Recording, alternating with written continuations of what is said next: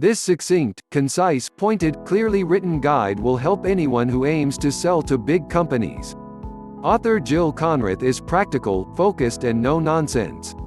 She includes few of the personal yarns that freckle most such manuals, but enough to let readers know that she writes from experience. Much of what she says is common sense and should be general knowledge. For example, it is hard to imagine that any salesperson would waste time on self-promotion when customers really need and want solutions to their own problems. Yet many sales guides, including this one, emphasize the need to ask questions and offer solutions, so the emphasis must be necessary. The author provides a straightforward how-to manual, with step-by-step guides. She is not afraid to tackle the most elementary matters, such as how to write a letter or how to script a call. Get Abstract finds that this book deserves a place on the shelf of any sales manager or salesperson who is targeting big companies. Takeaways. Selling to big companies takes a specific professional approach. The decision makers at big companies face enormous pressure and are looking for people who will help them solve problems. They avoid salespeople. Getting meetings with buyers at big companies isn't easy. You need knowledge, precision, persistence and the right message, specific value for the customer. In today's competitive environment, you have to shout to be heard. To understand your own value proposition, interview your current customers. Weak value propositions kill sales. Your value must be crystal clear and quite specific. Pack your focused value proposition into a quick message. Research, research, research. There is no substitute for homework.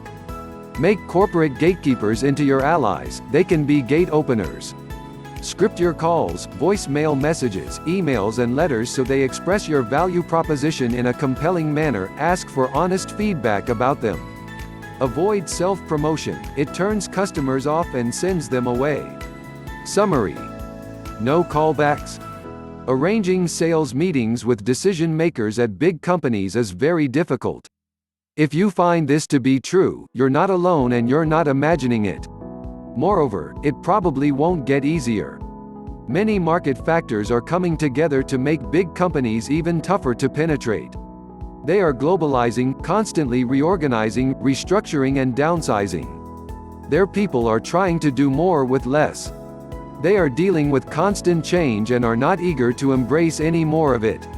Technology has made information more widely available to decision makers, including the kind of inside product information that only sales reps used to provide. Moreover, competition is getting stiffer, even the best product attracts a host of competitors in no time at all. Corporate decision makers aren't inhuman or superhuman. They're ordinary Joes and Janes who work for giant corporations. They avoid self-serving, self-promoting salespeople. You must find a new way to get through to them. Remember, decision makers are under the gun. Don't even think of wasting their time. You compete with the status quo. Nobody wants to hear your sales pitch. You have to make your value clear from the outset. Sell where you can make a difference. Focus is critical.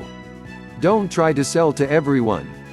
Since you must become an expert on your customer's business, define your market carefully. Eliminate some opportunities so you can do a better job with those that remain. Analyze your customer base. What has made you successful with these customers? The answer will define your competitive advantage. Follow these tips as you draft your value proposition. A solid value proposition focuses on the return and benefit a customer derives. Salespeople fail to penetrate big companies because their value propositions are weak. Value propositions must be specific. Include quantitative information, how much cost reduction, how much time saving and how much productivity improvement. Value propositions are about value, which may be tangible or intangible, may reduce opportunity costs, and may have different aspects that appeal to different prospects. You are an instrument. Your product or service only matters to your prospect if he or she can use it to solve a problem or do a better job. Toward a stronger value proposition. Interview your current customers and ask why they use your product or service. What have you helped them do that they were previously unable to do? Quantify these benefits with numbers. Use accepted business or industry language, and support your case with hard facts. Your value proposition should talk about results, not features. Link it to important business problems by using quantitative measurements and statistics. Cite actual cases, because success stories sell. Never approach a big company's decision maker without a solid, strong value proposition. To show value to customers, learn all you can about their companies. Getting in the door. One key opens the door to major corporate accounts: knowledge. Do your homework before you make your first call. Use research to determine if your product or service will help your prospect. You will only have a few moments with a major corporate decision maker, so get ready to use your time to ask intelligent questions and offer good ideas that will make a bottom-line difference. In those few moments, you must make yourself stand out as superior to any other salesperson, and more valuable. Your initial research should help you find the entry point. You have to get in the door. Forget the main switchboard, seek specific targets.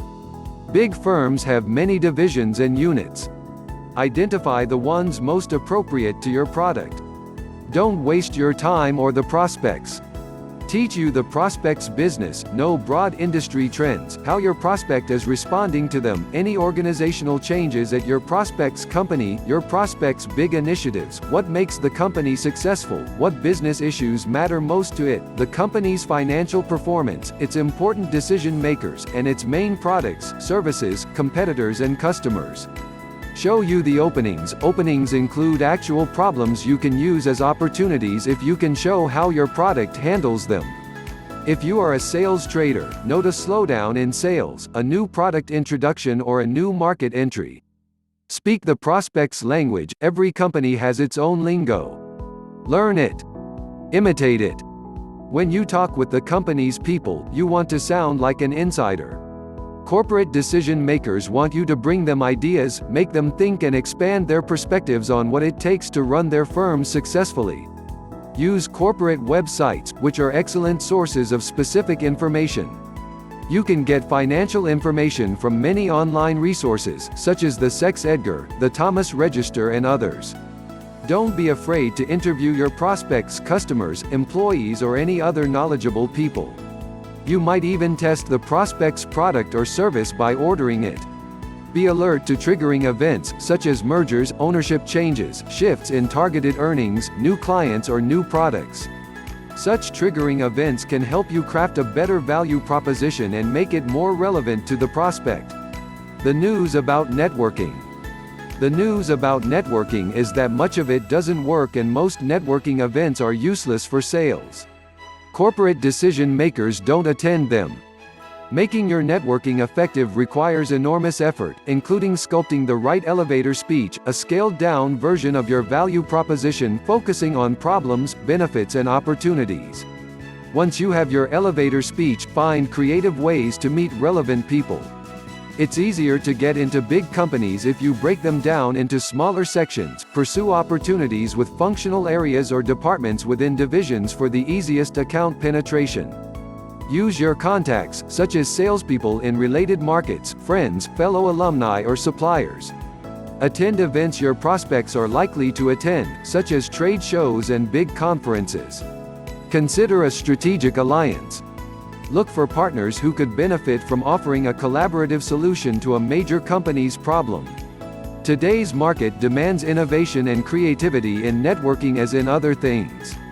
For instance, tell people which companies you are trying to reach. They may have helpful information. Sometimes, you can reach a decision maker through the friend of a friend of a friend. Don't be shy. Getting to the decision maker. First, identify the decision maker. Look for people in certain positions in the company. Most big companies have mechanisms to keep people like you away from their decision makers. So instead of trying to find the vice president of this or that, look for the person responsible for specific decisions. Ask for people who have certain kinds of problems. When you are just trying to get the right names, don't do any selling. Only ask questions. Show your value, demonstrate your worth and make a difference. Some useful telephone strategies may help you to find the people you seek. One trick is to get all of the phone numbers for the company's operations in the area you are targeting. If you call satellite locations instead of the main corporate location, you will reach people who don't get very many calls and who may be more willing to release names. Calls to the main corporate switchboard often flow directly into voicemail. That's one way companies avoid calls from salespeople. Other useful strategies are: call a sales representative for the division you're trying to penetrate, because sales reps sometimes will empathize with you. Call the highest-ranking honcho in the unit you're trying to penetrate. You'll probably reach the honcho's assistant who can route you to the correct subordinate.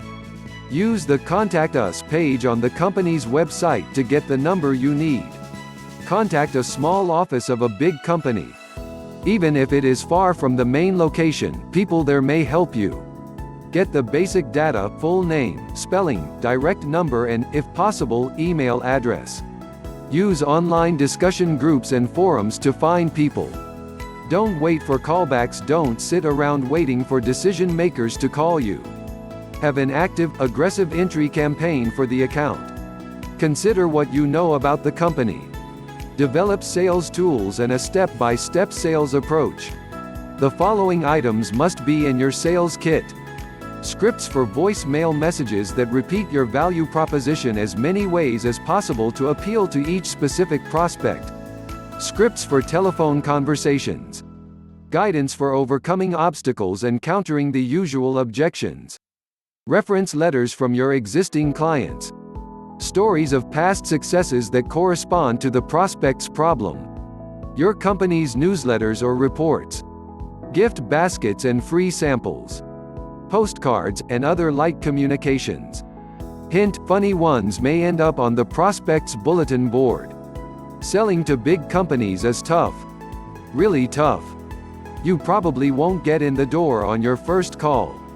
It may take 8 or 10 calls to establish personal contact. Voicemail tips. Voicemail is a fact of business life these days. To deal with voicemail most effectively, write a script and use it so that your voicemail message is a provocative, enticing, informative sales tool. Make your credentials clear immediately by citing a reference, your past experience or your knowledge of the prospect. Immediately give the decision maker something of value. Include your value proposition in the voicemail. Offer a good idea or hint that you have information that the decision maker wants. Do this by adding a little data to your voicemail. Prepare different voicemail scripts for various purposes. Eliminate all self-serving content and self-promotion from your messages. Practice saying what's in your script. Leave the voicemail message for yourself so that you can hear what the prospect will hear. Ask someone you trust to listen to your message and tell you how it sounds. The only thing that matters about voicemail is how it sounds to the prospects. Email and letters.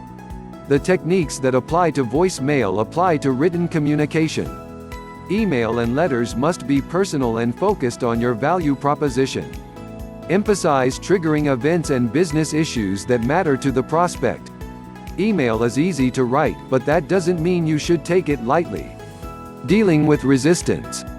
Do your homework so that you'll be able to deal with common objections.